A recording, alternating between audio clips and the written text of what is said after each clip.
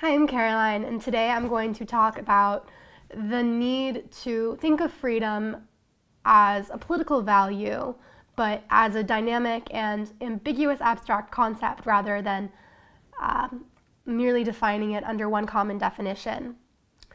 At the origin of political thought, freedom is thought and compared to spontaneity. The philosopher Kant, he compared men's freedom of will to that of freedom and explained that there are causal variables, including that of the environment per se, that affect one's freedom and one's notion of freedom.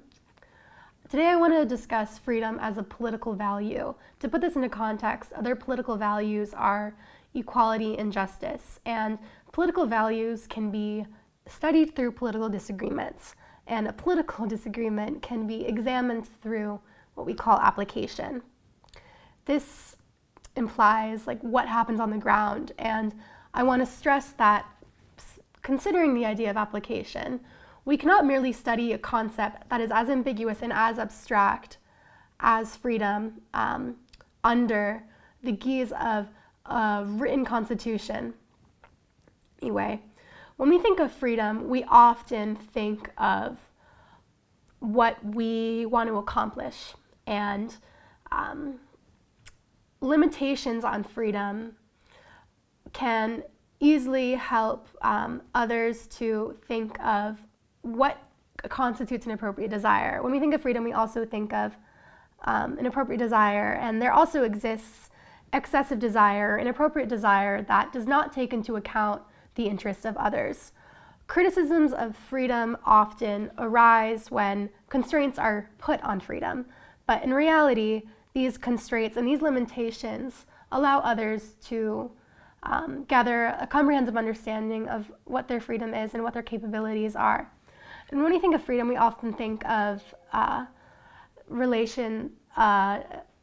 state's relation to oppression, and so we want to consider this comparative idea, the nature of an oppressive relation between one state and another when we compare the notion of freedom in different states. But it's very on brand of liberal democracies to impose their own definitions of freedom onto that of non-democratic states, and it is undeniable that non-democratic states have their own concepts of freedom. There's this scenario that was brought forth by this professor at Princeton that really just shows how dynamic freedom is and how easily influenced it is by causal variables. In this scenario, there are this group of slaves, and they are seemingly content with not being free, but their slave owner has coerced them into not being exposed to the idea of freedom as a viable concept. And so this goes to show how the idea of coercion, how this is a causal variable and affects our notion of our own freedoms. And I also want to mention, would we be able to conceptualize freedom had we not witnessed injustices and inequality? Well, I've mentioned that it's very on brand for Western liberal democracies to try to impose their own definitions of freedom in non-democratic states. It is important to remember to think of the history of the third wave of democratization that the United States took part in the early 20th century, specifically in Latin America. The United States sought to democratize non-democratic, some communist countries in South America, and while it was widely unsuccessful, it goes to show that coercion and biases play a huge role.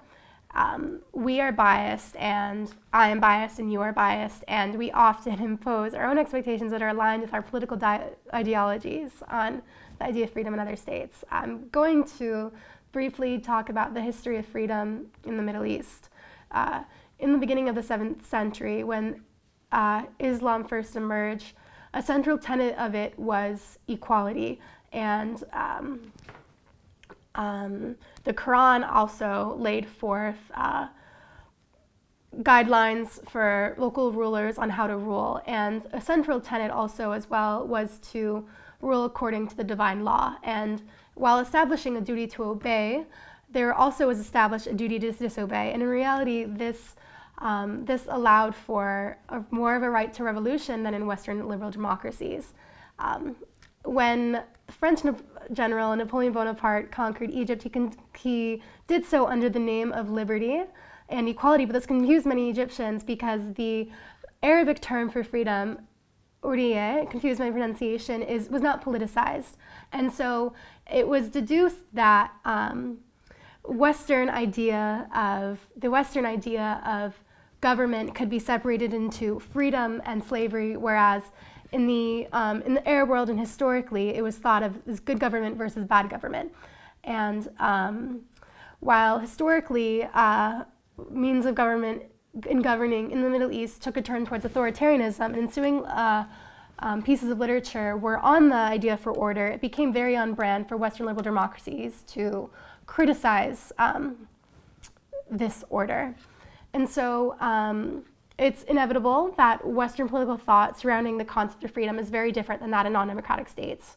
Historical concept is incredibly important when analyzing freedom. And take, for example, the liberalist origins of the concept of freedom and justice in the Middle East. However, Western imperialism and its quest to democratize non-democratic states without much regard to varying cultural contexts. Take, for example, the beginning of Western presence in the Arab region as the Arab region sought to modernize itself. And after the Second World War, there existed a political vacuum in Syria in which the British began the centuries-long, the decades-long presence of Western forces in the Middle East. And so there began a history of repression. So this Western imperialism and the ongoing quest to democratize non-democratic states without much regard to these varying cultural contexts has allowed for this growing distrust and repression in areas such as the Middle East. And I just wanted to finish off by emphasizing how important it is to think of freedom more as a dynamic and ambiguous concept rather than putting it under one box. And it is important, again, that we analyze the historical context of a political system of a place before we impose our biases on it. Thank you.